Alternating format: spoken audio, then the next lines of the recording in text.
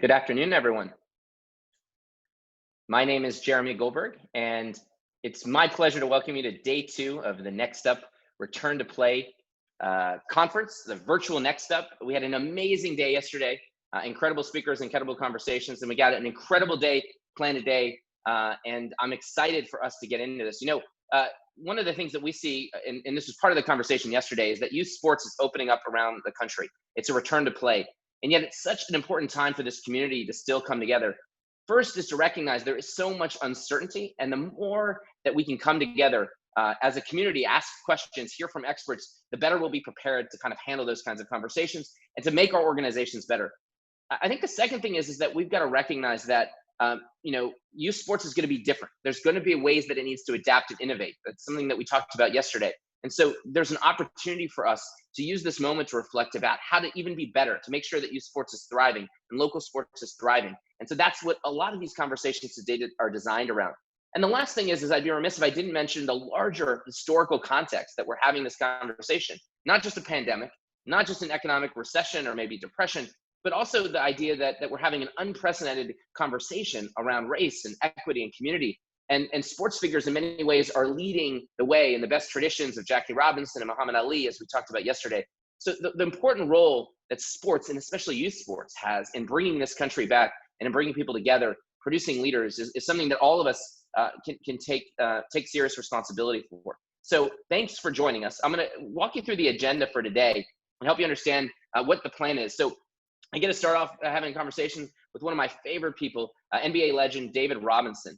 We'll talk a lot about parents and his experience as youth sports parents. He's given me some of the best advice that I've ever heard on the topic. And then we'll shift gears to then do a deep dive and really strategies to manage critical conversations with two experts about that topic. And then after a break, we'll then hear from the professional leagues, who are not only examples of returning to play and what they're doing, but also are deeply involved in youth sports like never before. And that we'll start off with Commissioner Don Garber. You may have seen he had a huge announcement this morning about the MLS is coming back tournament that they're hosting, along with Paul Rabel, in dialogue with him, who's founded the PLL and is a professional athlete in his own right. And then we'll also hear from executives at the NBA and NHL and Major League Baseball. So that's the plan for today. The other thing that I shared yesterday is that we have released the first industry report on return to play. And as part of that industry report, there's a couple insights that we found. And in fact, in the chat tool, we'll post a link so that you can sign up and access that. We'll be releasing it to the public at the end of this week, but you can have first access to it. One of the things that we saw is that every youth sports organization, no matter where you were, what kind of programs or sports you were in, you're experiencing many of the same things. And the reality is the difference is in how a lot of organizations have responded. And what we see is that a lot of trends that existed before about youth sports are only more pronounced now. So whether that's the question of consolidation and the fact that there were 100,000 organizations that were already starting to dwindle and larger organizations growing bigger and bigger, what you're going to see is that more and more small organizations are going to struggle if they don't figure out ways to adapt. The importance of youth sports and technology is even clearer than ever before. We talked a lot about virtual training yesterday, whether it's Zoom, whether it's the way you run your organization. The idea that technology is going to play a pronounced role is true. And then the final part about that is that a lot of people are concerned about accessibility and affordability coming out of this crisis and are really focused on making sure that they're responding to those kinds of questions. Apropos for this conversation is the role of parents. And what the survey showed, and this is really important, is nearly 75% of all organizations are worried that parents will keep their kids out of sports, even if they open up programs, even as it comes back.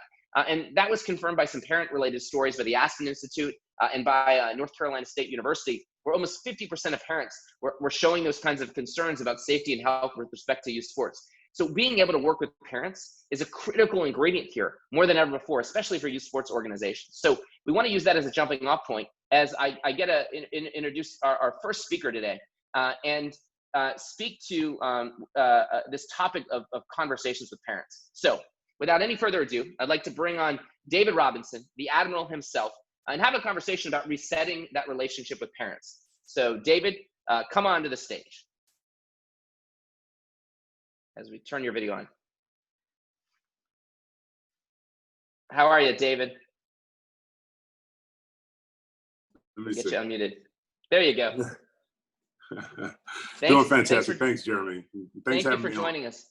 And usually there's the expression, someone needs no introduction. I think that's particularly true in your case. But everyone obviously knows your accolades as a Hall of Fame basketball player, one of the top players of all time, championship player. But what also is impressive is your philanthropic impact, what you've done in terms of charter schools and through your foundation. Now in the context of Admiral Capital, and the way that even as you have success through real estate investments, you're giving back to the community along the way. But today's conversation will jump off with your perspective as a parent, because if we're judging by the time I've spent with your kids, you've had a lot of success in that realm as well. And one of the interesting contexts for today's conversation, especially for the youth sports organizations that are listening from around the country, is that there's this adage that the customer is always right. But if you ask any sports organization out there, they would tell you, wait a second, the youth sport parent is never right? It's a huge source of the problem, and yet we're at a time where it's really important. So maybe just as a starting point, describe your experience as a youth sports parent, and then we'll talk a lot about your experience and perspective there. Yeah, well, I appreciate you saying that about my boys. I have three. For those of you who don't know, I have three children, three boys, as a matter of fact, 27, 25, and 23. So yeah, we went through the whole gambit with all the youth sports. I was hesitant to really put my kids out there and play a lot of AAU type things and kind of get into the hyper competitive environments. I just wanted them to enjoy the sports. For me, it was a chance to have time with my kids. A lot of the parents that were playing with my kids wanted to spend time with their kids. So we put together teams that, parents were interested in coming into the locker room and not necessarily saying anything, just coming in and being a part of the growth and the fellowship. And as a matter of fact, we made it so that, we trusted our coach, but at the end of every game, we'd lay our hands on the kids and we'd pray for them. And it made bonds that you cannot even believe.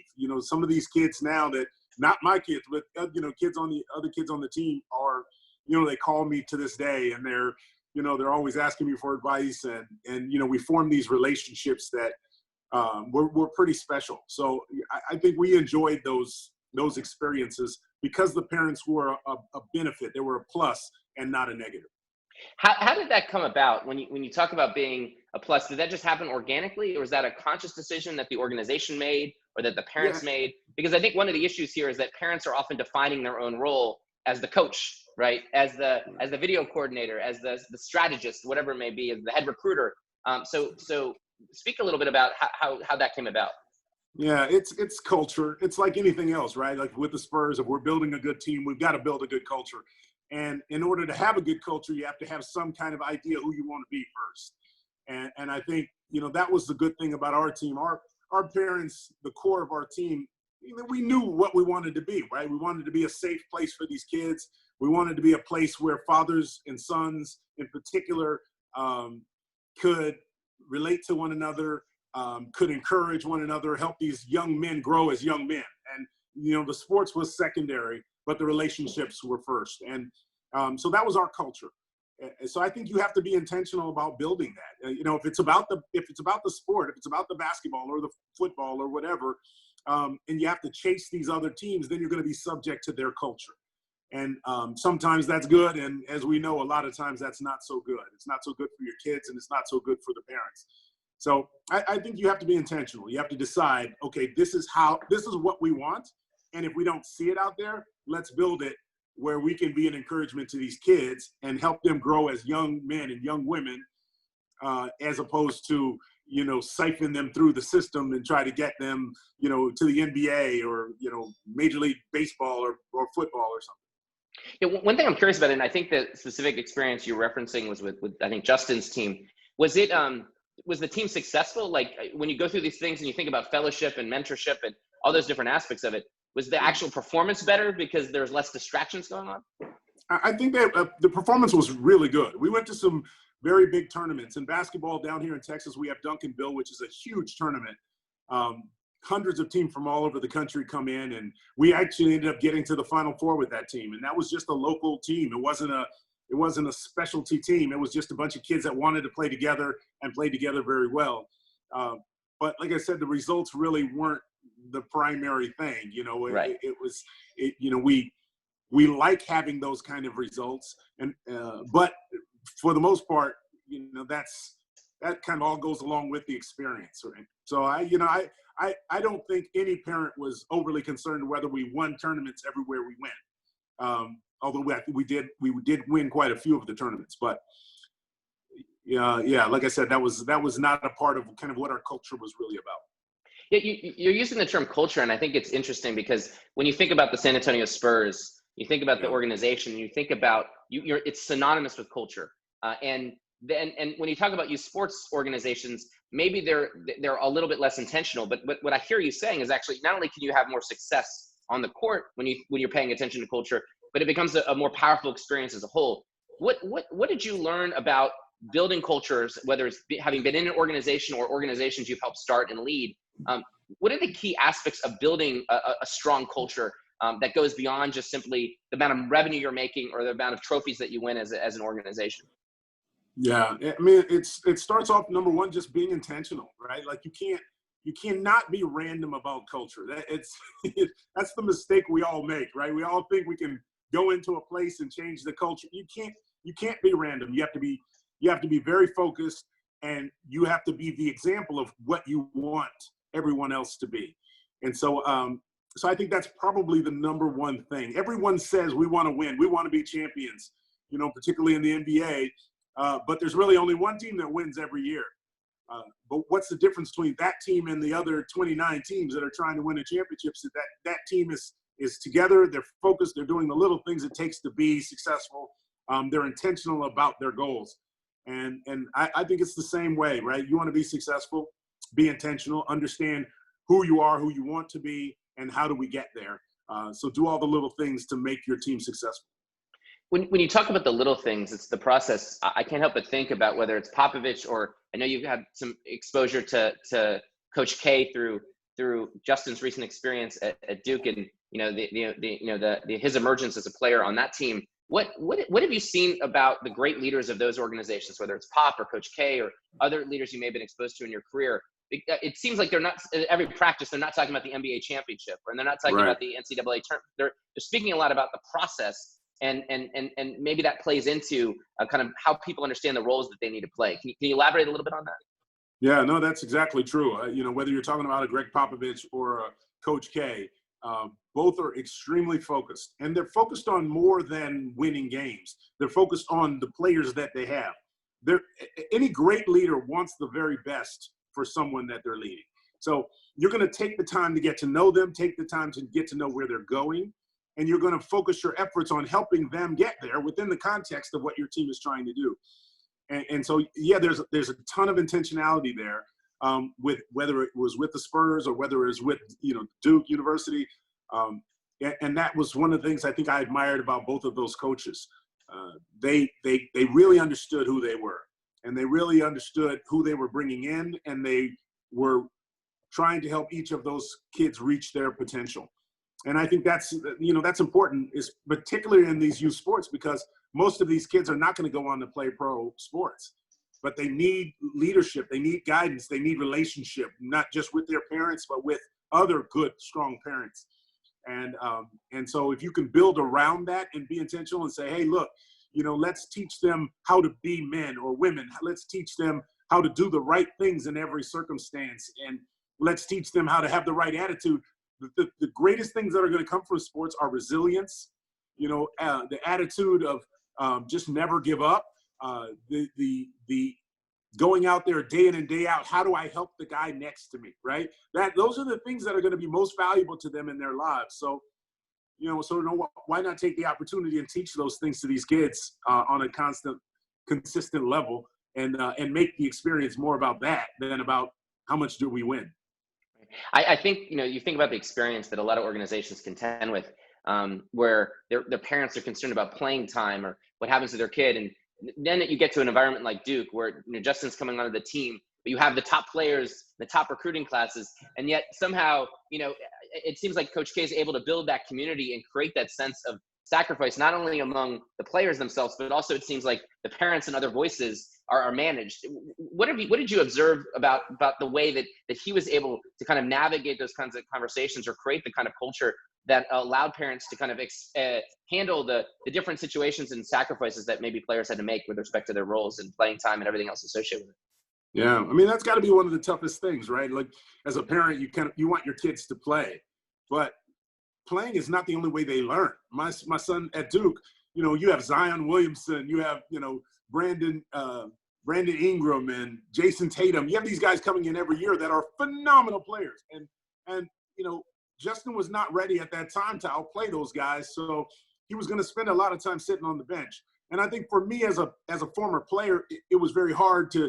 I was always like, Justin, you got to work harder. You got to do this. You got to do that. But see, Justin had the right attitude about it. And he just kept working, and he kept gaining people's respect. And by the time he's a senior, he became the team captain of the Duke team. Amazing. And yeah, it's amazing, coming in as a walk-on and really still not being a consistent player from a time perspective. He was one of the most respected kids on that court. By both the coaches and the players. And I think the fans had a pretty high regard of him. So there's a lot we can learn, and I think a lot we can teach our kids about, hey, playing isn't everything, right? Like, just understanding your role. You're not always going to be the CEO of the company, but you can still have a tremendous impact, right? Even if you're not the superstar. And so I think, those were lessons that he learned that I think I learned along the way, just kind of being a part of that program. Yeah, and one thing I'll mention, if you're listening in, there's a Q&A tab. Feel free to pose any questions there, and if people upvote them, I'll incorporate that into the dialogue. One thing that I think it's coming through so clearly in your perspective is that what you get from sports is so much more than what happens in terms of wins and losses.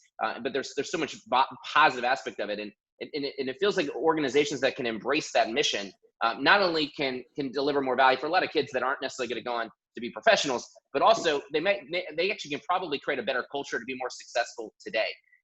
There's a correlation between that. When you think about, as someone who's observed kind of youth sports through the lens of your kids and obviously in the broader involvement in basketball, what concerns you? What are the things that you see out there that you think that organizations might be able to take to heart to deliver even a better experience than maybe what you've observed through kind of firsthand accounts? I think, one of the things you can do is be really selective with your coaches. And I think coaches they play such a huge role in these kids' lives. And it's not just for that season. It's for a lifetime. The seeds that they plant, how they coach, how they encourage these kids is going to last forever. And I think, you need to make sure that you have a coach that understands the impact that he's going to have on your kid. And is not just necessarily in it for the money or the fame or the whatever, the attention that he's going to get from being that coach, but he's in it for the true growth of those kids. So I think that's kind of number one, making sure that your leader is a man that you respect, so that your children will respect him as well. One thing I think about in terms of your own personal experience is, was there a coach that had an impact on your career? Not the Popoviches of the world, the big, but was there someone else that in your own journey of sports, whether it's a coach or a teacher, that had a particular impact on the trajectory of your career? Yeah, I think every coach did. I mean, when I first came into the NBA, Larry Brown was my coach, and Larry was a detail-oriented guy. He kept me after practice every day. He's like, okay, let's work on this, let's work on that. He was very excited about the game. Incredibly knowledgeable. He loved basketball. And I think it fostered in me a kind of a love for basketball. And then I had John Lucas, who was a energetic coach. He was a guy who he would take me in the summertime and he'd say, okay, we're gonna go work out 3 times a day in Houston. It's 99 degrees outside, but we're gonna go at 6 a.m. We're gonna run on the track. Then we're gonna come back at 11 and we're gonna play basketball for 2 hours. Then we're gonna come back at 3:30 and we're gonna play basketball for 2 more hours. And I thought, man, you're crazy. But his passion and his energy, his enthusiasm was infectious, really. So I mean, I've had a wide variety of coaches, but every one of them has left a lasting impact one way or the other. John Lucas might not have been the best X's and O's guy, but man, that's a guy I would run through a fence for any day. And so, you try to take the best, from each coach, each situation, and particularly how it pertains to you and your growth. So I think every coach plays a very important role. You alluded to something that I wanted to explore a little bit more, which you talked about. It seemed like, especially in the basketball program that you're mentioning, Justin was part of, there was a community of the parents were involved, and it wasn't just about your own kid. It was about the other kids in the program. Talk a little bit about what that dynamic was like. How did that come about? And was it like mentoring? Was there an aspect in which you were playing a role with other kids in the program? Yeah, no, absolutely. It was a mentoring situation, and the head coach was very key in that, because he would do his talk, whether it was before the game or after game, but he always invited the parents to come in and sit with us before the game and after the game. And so he would do his talk, and then he would, look up to the parents and he'd say, hey, anyone have a comment about what they saw out there or whatever? And I understand you can't necessarily do that in every particular circumstance, but when you have a bunch of parents who respect the environment, that is the best thing that you can do. Because it shows that the parents are involved, they're engaged, and you're not just talking about your kid, right? Like, I'm looking at other kids and I'm saying, man, I love what you're doing. I love your energy. I love your passion, and this is what I think you can do better. And when that comes from a place of love, I think it forms these relationships that are amazing. Yeah, and it's interesting, because I think one of the things that I imagine the audience is going through, I know Jeff Gable posed a question in particular, is there's this question of everyone's leery of excessive parent involvement. And it seems what you're suggesting is, it seems that parent involvement happens when they define their own roles, but a strong culture and a strong coach, it seems that you can describe that. So what advice would you give to the organizations out there about setting kind of boundaries for parents, especially when you have overzealous parents that feels like they're getting over-involved or overstepping boundaries that you may have given them? Yeah, I mean, that's difficult. I think you have to have parents that respect your culture. That's the key. If your culture is strong, I mean, at San Antonio, we had a very strong culture, and that meant we could bring in guys who maybe weren't the perfect fit, right? We brought in Dennis Rodman. He wasn't the perfect fit necessarily, and had potential to really blow up in a situation. But we had such a strong culture. We brought him in. He was really good for us for the time we were there. But for the long term, maybe wasn't the right fit, and we saw that, and we were able to move on. And it didn't blow up our culture. It didn't destroy our team. It just, we realized, wow, he's a super talented guy. This organization is not the right organization for him. So, you went on to Chicago. They won 3 more championships. But guess what? When he left here, we won 5. So, it was the right choice for all involved. But you have to know who you are to be able to bring parents in, or, not everybody's going to be the perfect behaved person, right? But when they come in, they respect the organization, they respect what's going on. You find out very quickly, is this a fit or is it not a fit? And if it's not a fit, then you can say, maybe this isn't the place for you and your son or you and your daughter. That's fine. We're not mad at you. It just, we want parents who are going to be additive and not parents who are going to blow things up. We don't need parents who are going to come in here and criticize other players. That's, the coach's job is to encourage those guys in the right way. Our job is to encourage them, period, right? Like, we come in as parents, we're supposed to lift up the situation. So if you don't have anything to really encourage and lift up the situation, don't say it. And I think our parents respected that. I want my kid to hear from another father who's going to be encouraging to him. I don't want my kid to hear from a father who's just going to berate him. So I think parents respected and appreciated that environment. When you mentioned, and it keeps coming back to culture, which is so powerful, because as you said, if you know who you are, and you talked about being intentional, it's not random. What are the best ways that organizations can bring that to life, especially because you've been part of such strong cultures, you've helped build those? It's one thing to say this is what we stand for. It's another thing, but what are the ways that they can help put that in front of their players or their parents in a way that it creates the kind of clarity around expectations that then everyone either buys into, or it's so obvious that they're not a fit?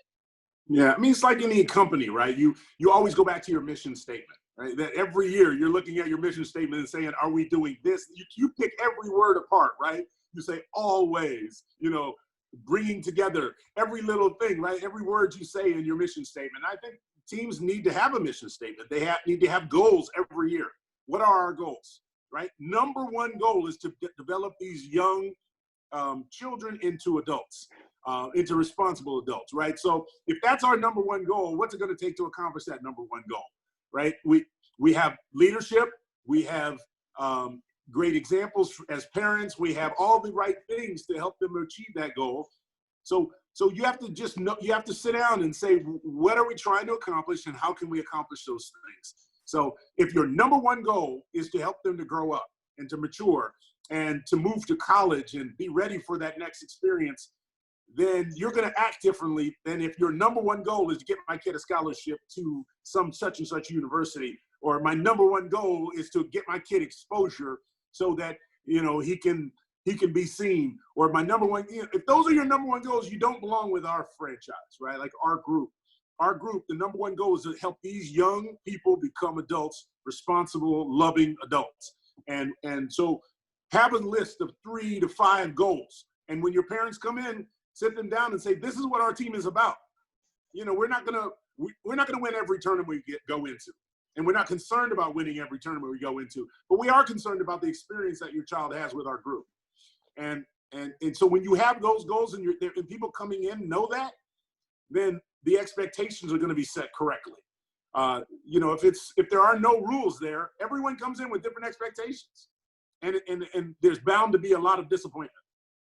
When you think about, it seems like one of the things that organizations have had to contend with during this pause, months they haven't been able to play, is they've had to be forced to realize there's value for their organization that they're delivering, that beyond what happens with the game or with the ball.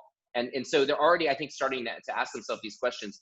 You mentioned the benefits from sports, resiliency, the ability to kind of help the people next to you, being part of a team, attitude. It seems like those are all characteristics that are critical at a time like this, when you're going through a pandemic, or you might be going through an economic recession. So right. Can you talk about the important role that you think youth sports can play, and the responsibility and opportunity for organizations that are out there in using sports to bring people together? And this could be true of, I guess, adult sports organizations for sure as well. But what is the opportunity that they have as a platform right now, given all the events that are happening in the world? Yeah, I mean, number one is dialogue, right? If you don't have the dialogue, you just don't know. You don't know. And I think a lot of people in this country had no idea that all of this stuff was bubbling under the surface for so long. And then when you see it come up and you see people so upset, and you wonder, well, why are you so upset? Like, what's the deal? Well, you got to talk, you got to listen, and I think if you were around people like that and your kids didn't grow up in a neighborhood where everybody looks like them, everybody does the same thing as them, then they would be aware that was happening out there. They'd be aware that there are some people who don't have the same opportunities as them.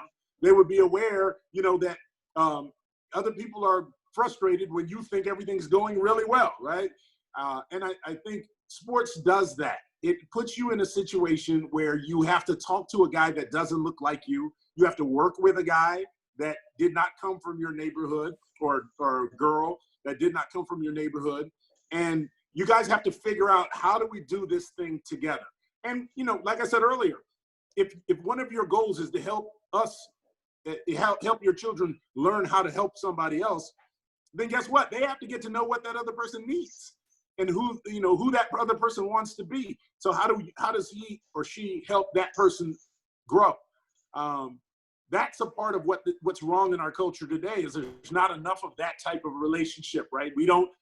There's clearly this disconnect that, hey, we have dealt with these racial issues for years and years and years and years and years, hundreds of years this has been going on, and it just builds up.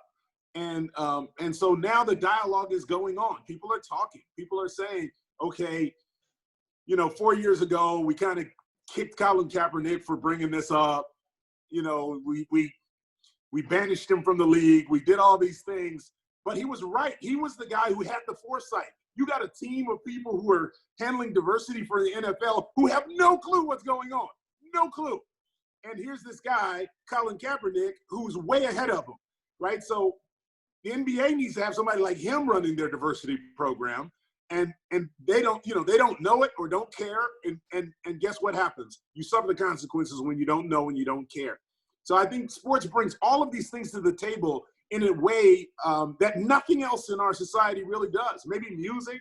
I'm just trying to think of where people will have to work together, and people coming from different cultures are always kind of bound together.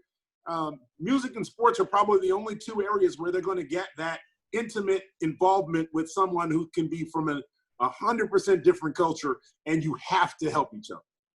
Yeah, and I think it's such an invitation for people that are running sport programs to embrace that, because it feels like at a time, on one hand, we're having these conversations. On the other hand, it feels like there's so much fragmentation. And when you think about community, as you describe your own experience with your son's team, it starts with that, right? You can build community in that exchange of ideas in small pockets of community that can be part of it. Final question that came in is ultimately, what happens with the parent that all of a sudden you're in a season and they realize, wait a second, there's not a fit for the culture anymore?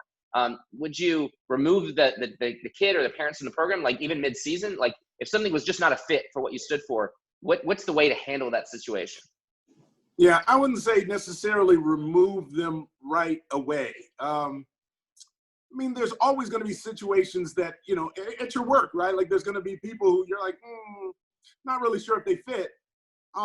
But you have to give it a chance, right? You give it some time. And sometimes that's working through the season. And it may make the season more difficult. But I think, as if you have that kind of culture that you're talking about, part of your job, right? Part of your role is to help that child and that family grow up, right? To mature. And so I think to the best of your ability, you got to try to do it, right? You got to try to make it work. But I mean, there are times when you need to, like I said, we brought guys into the Spurs that we knew pretty quickly that it might not be a fit. And we had to let it play out sometimes. And that didn't stop us from ultimately attaining our goals. Was it a little challenging, a little frustrating at times? Absolutely. But, that how else do you know? How do you teach a kid to love when you can't love because somebody is difficult?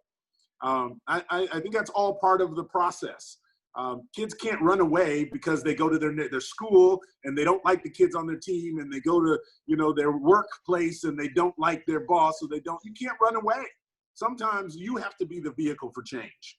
And so I think it's a good experience sometimes to go through times when you don't necessarily think there's a fit, but your job as the peacemaker is to try to make it work. Yeah, and I think it comes back to what you were saying earlier, which is if you know who you are in your culture and you're communicative about your goals, then you can come back to that and you can say, this is what we're trying to achieve. This is what, and either they're going to be aligned with that. And if you're developing them, and that maybe your ability to lean in on that and try to especially if it's a question of the kids, I think that's part of it. David, this was an incredible conversation. And I know I'm already seeing people's comments come in about how impactful it was. So I just want to thank you for giving up some of your time and joining us for this. We're about to get very practical with experts about how to have specific conversations to translate your ideas, but it's such a powerful reminder of what sports can be. And especially when we didn't have sports, I think people have appreciated it more than its absence. And so now, not only is it about coming back on the field, but as you said, our society needs what sports can bring. So thank you for being such an incredible role model and example for all of us, all the things that you do for us at League Apps. We appreciate you. And thanks for spending time with us today. Thanks, Jeremy. Appreciate that. All right, perfect. So we're gonna to pick up on this. Hopefully, everyone enjoyed that. David Robinson, the Admiral, an All-Star, an MVP on and off the court.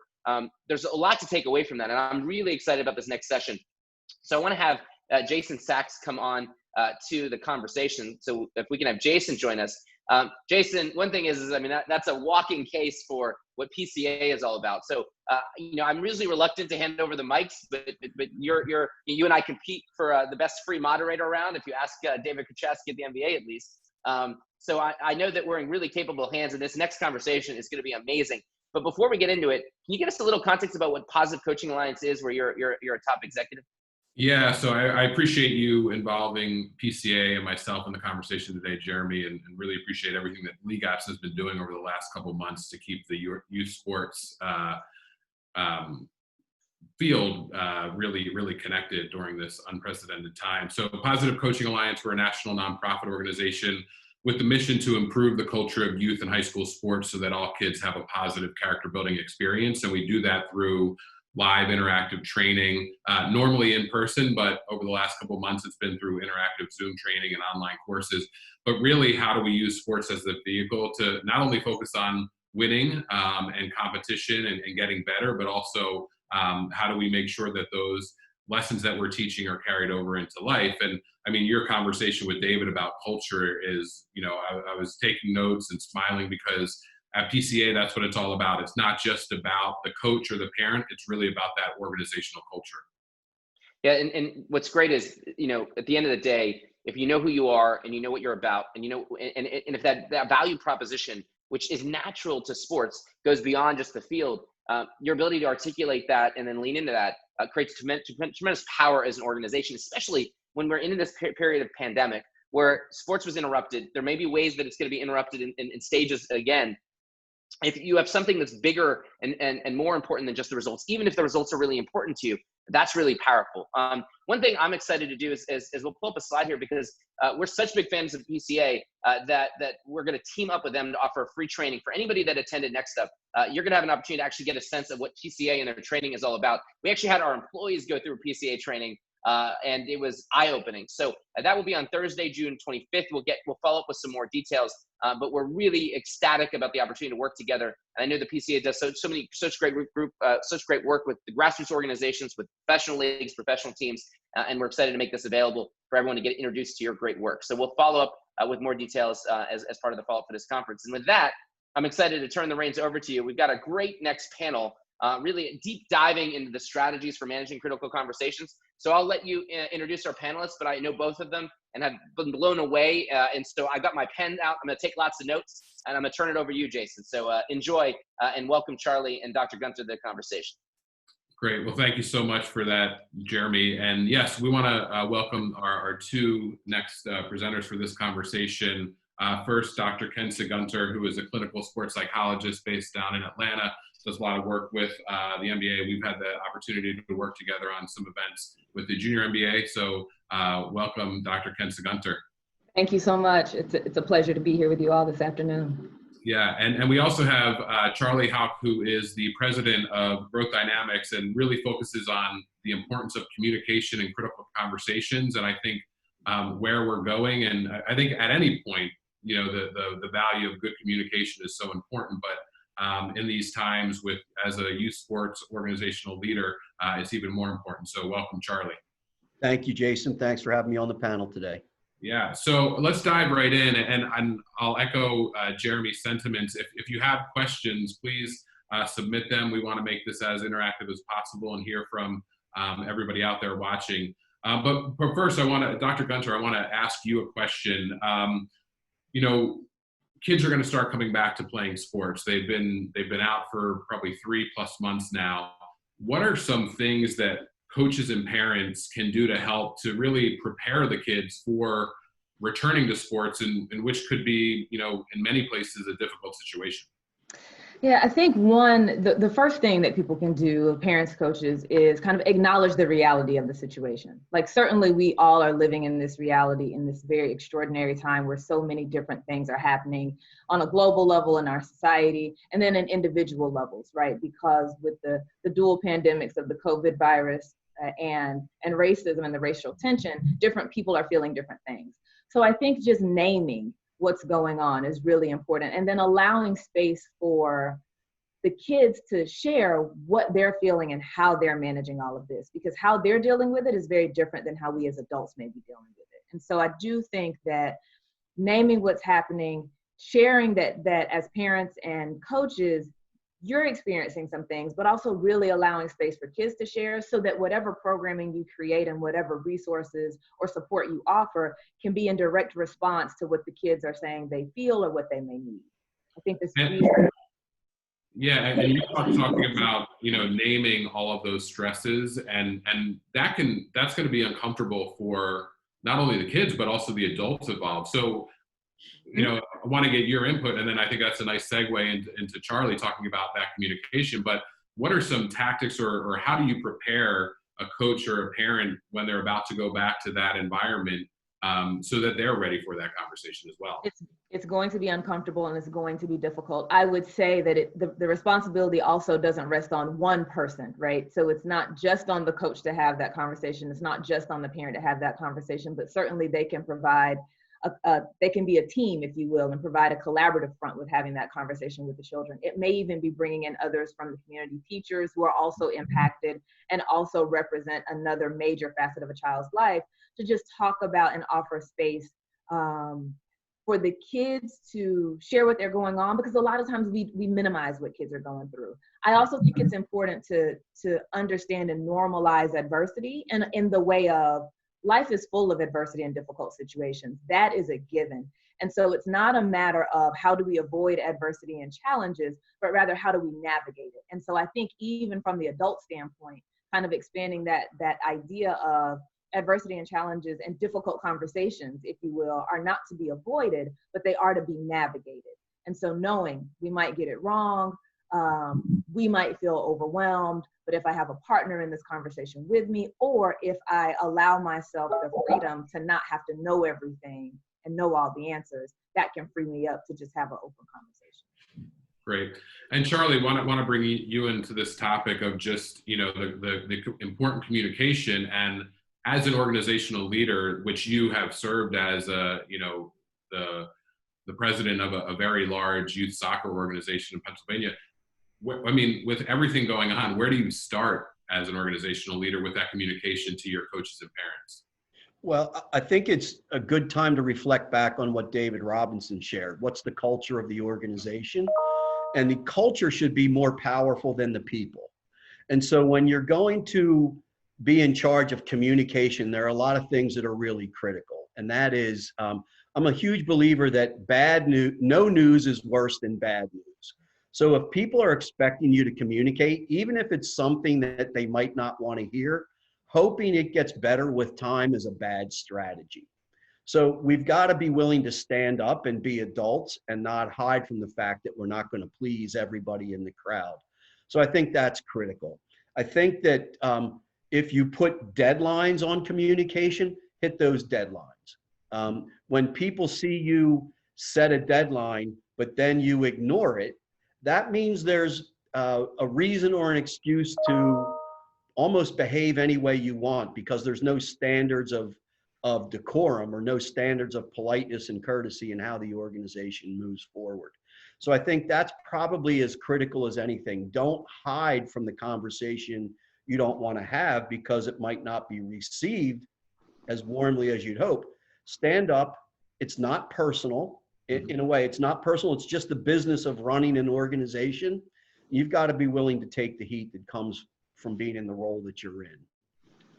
I think that's really critical. And I think what Dr. Gunter said is so important, that it's got to be not just one person. You've got to bring your allies into the conversation with you.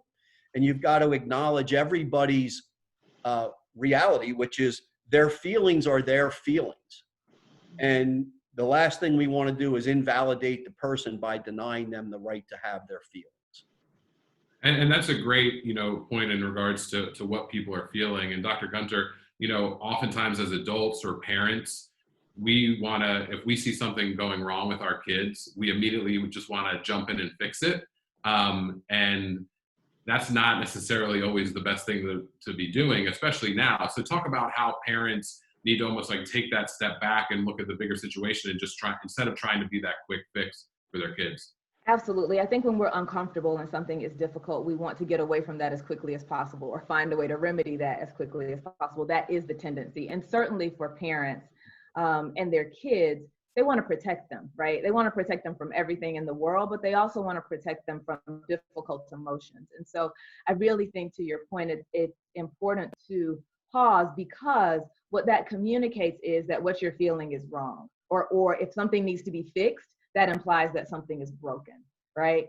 And certainly we are in a challenging situation with being away from sport for so long and now trying to figure out how to safely return to sport. That's a challenge, but that's not anything that's broken. That's something that we have to navigate. And so I think being really careful of the underlying message that's being sent when we communicate that we need to fix something or we need to quickly move away from something. It says that something's broken. It says that what you're feeling right now is not okay, and there's not room or space for that. And what you're doing in those moments is you're not creating a scenario where the child will never feel those things again. They just won't tell you the next time they do.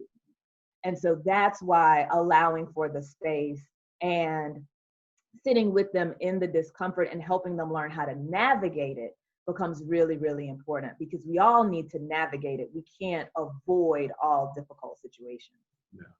And I want to pose this question to both of you, navigating these difficult situations where we have coaches and we have parents, right? And each of them have their own roles. Like, there are a lot of things that coaches are doing within youth sports organizations that we don't want parents necessarily, David talked about, overstepping the bounds of how parents are involved. So how do we create this positive parent-coach relationship? And Charlie, I think, with so many people on this, webinar being organizational leaders, what can an organizational leader do to help set that stage for a positive relationship between coaches and parents so that they're on the same page?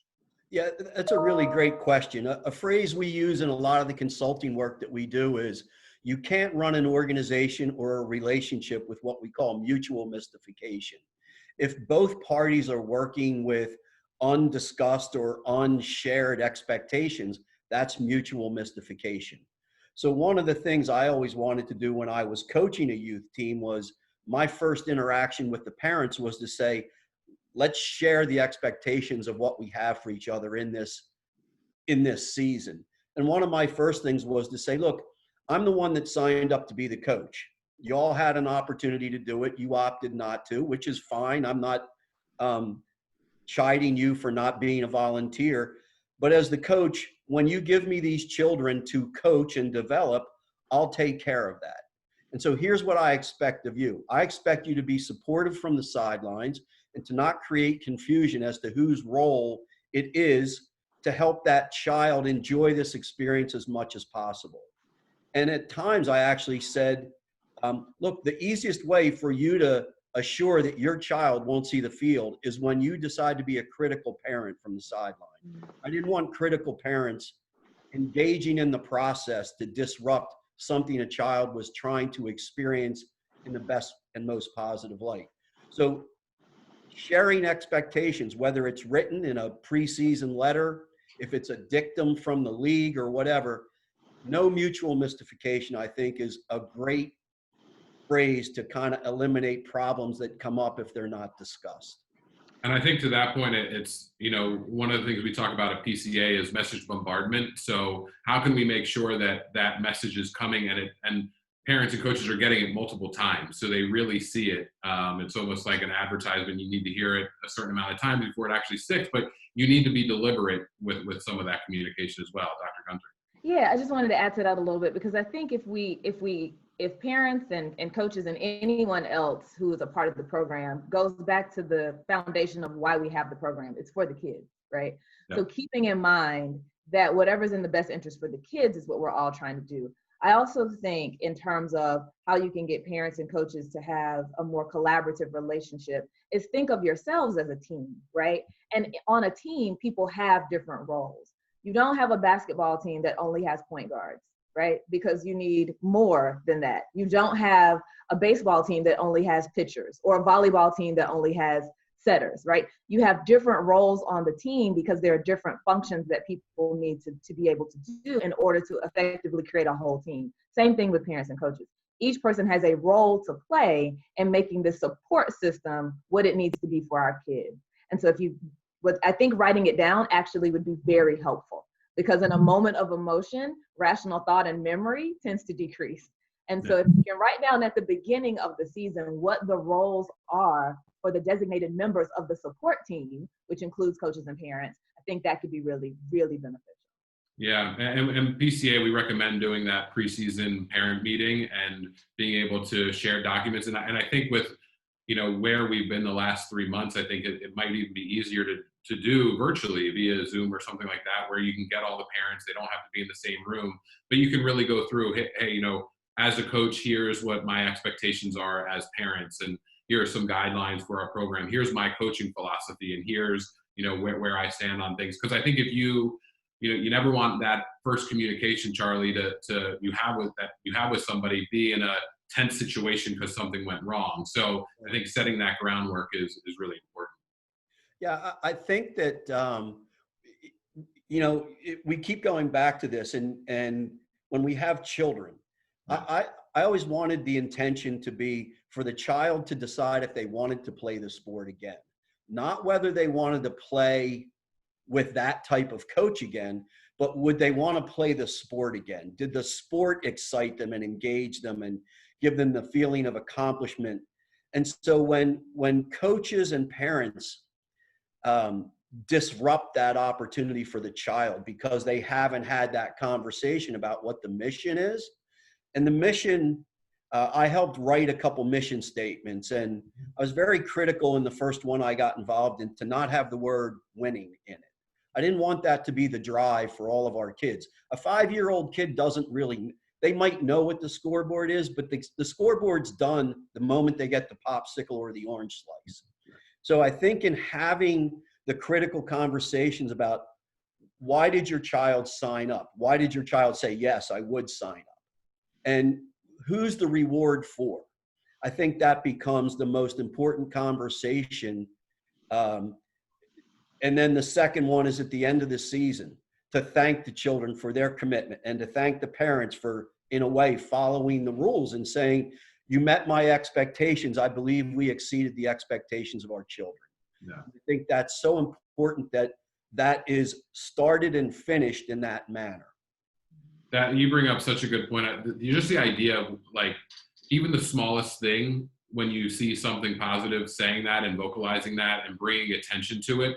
Everybody's so much more alert and aware when there is negative feedback or criticism versus that positive feedback. So I think the more that we can, recognize truthful and specific behavior that we want to see more of, I think that goes a long way. Dr. Gunter, we often see sports as an outlet to get away from everything that's going on. And I think, in one sense, I think it's exciting that this could be a little bit of a reset for youth sports because it's going to be localized. I think when kids get back out there, it's just, let's have fun. Let's not worry about that winning right away. Let's just get back into shape and doing that.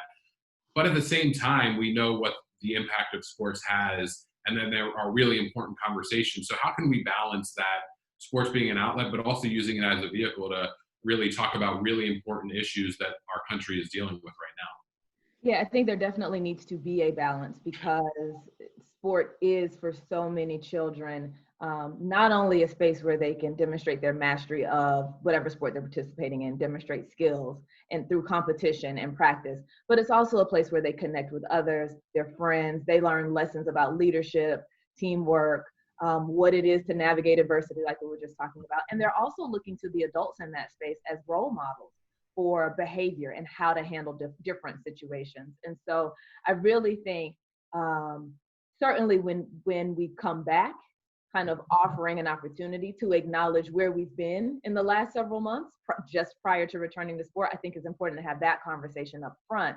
But then I also think it's really important to shift to returning to competition and returning to sport, if you will, returning to that activity, but understanding that the children you're getting back now may be very different than how you left them because different communities have been impacted by the COVID-19 situation and hit harder than other communities.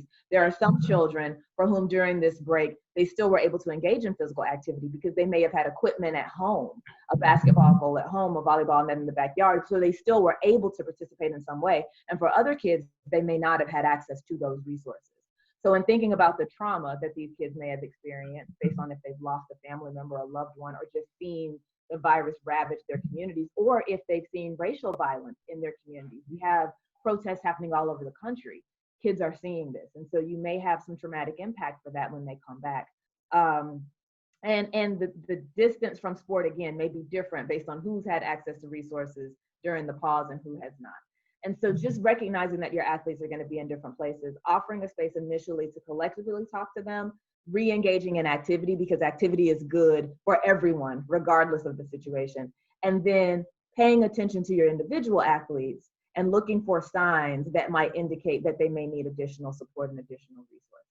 I think that's a good way to balance, is to kind of have a conversation, then monitor throughout your return, while also shifting to focusing on getting them back involved in the physical activity so they can have some sense of normalcy or whatever the new next will bring. Right. And you talk about that new next, you know, I don't think necessarily like we didn't know 2020 was going to bring this global pandemic, right? And then, you know, as David talked about, a lot of this social unrest and racism that has been bubbling up for a long time. But from both of your standpoints, you know, Dr. Gunter, I mean, what is next when we think about kids playing youth sports and the impact that some of this is going to have on them?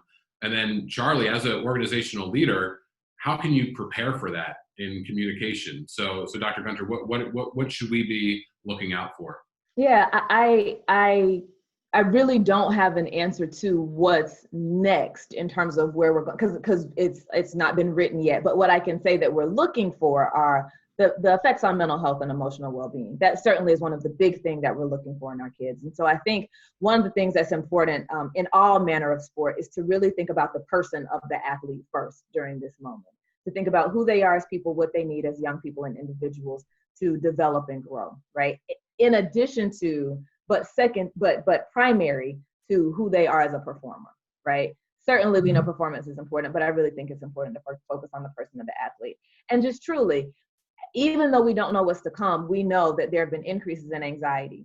There have been increases in feelings of depression, as reported. There have been increases for some in eating disorder and disruptions with food. If we think about those who may live in situations that are food insecure, or those who may have had a predisposition to some behaviors on the front end. If you had a kid who was shy, quiet, didn't express themselves, you may see that tenfold now. So it may be more imperative to try to open up and allow space for them. On the flip side, if you had a kid who was impulsive, aggressive, and that's how they express themselves, that may be magnified. Right. And so looking for those extremes of behavior can be a signal that something else may be needed beyond just a conversation for those individual kids, but really thinking about their emotional well-being, how they are coping or not coping is really what we need to look for, because that, I think, is a pandemic, if you will, that's going to extend beyond what we're currently seeing.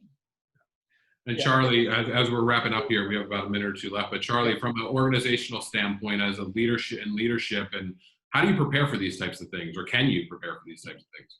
Well, I'm going to go back to kind of what I said first, and I think David Robinson, the word culture, when you look at the best, most high-performing organizations, there's a culture of validation of all the people in the organization, from the coach to the players to the parents on the sidelines. Everybody's valuable for being who they are. And an organization, and hearing what Dr. Gunter just said, if we value the people and invite the people in and nurture the people, the three most important words in any relationship are nurture, nurture, nurture. And so all organizations need to develop a nurturing mindset for all their constituents, whether they're the children, the volunteers, the referees in particular. I think we kind of leave them out of this conversation, and having been a referee at a lot of different levels, we're not always the favorite people to show up on the field. But we've got to really teach organizations that it's people first. And if we do everything we can to nurture the people, and our culture is nurturing, and that's transparent in our communication, reliable with our deadlines, consistent in our communication, and a willingness, as David Robinson said, thank you for wanting to be part of our organization, but your behavior doesn't fit. If you want to change your behavior, we'd love to have you as a person be here, but your behavior has to be consistent with our mission to really put the people, particularly the younger children, We've got to protect them at all costs because of the trauma what's happened to normal to a child. This is an eternity that they're dealing with now.